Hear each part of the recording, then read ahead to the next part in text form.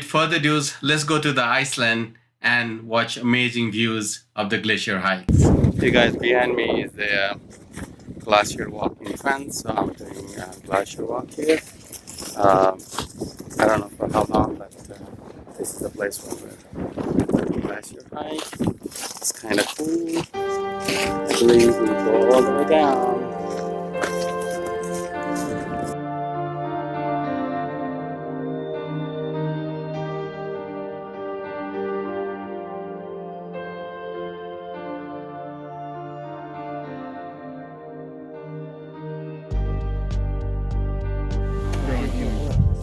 There's one more thing. Trees growing by themselves. See, we live in the Adirondacks, so that is the largest park in the lower 48 states. 6 million acres, they're not great hectares. All right. And it was almost denuded by the end of the 1800s. And that was drying up rivers. So New York State made that area into a park and dedicated much of it for a while somewhere else. They're trying to trick the water. And we put a couple of cameras in the inner part. And for month.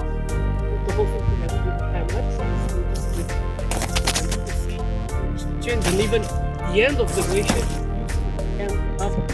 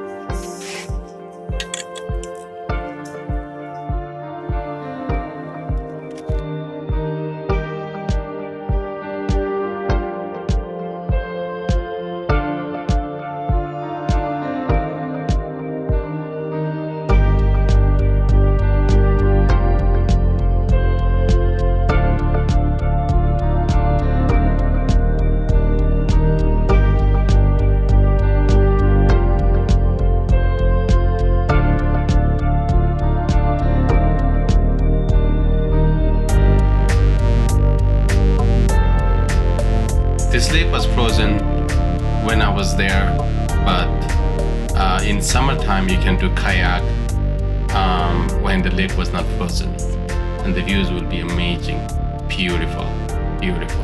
No matter how much you enjoy the Reykjavik city, this is must-see or must-do activities in Iceland. The glacier hike trip is almost a full day trip. After 2 to 3 hours drive from the city, you will arrive in the points where you can start hike.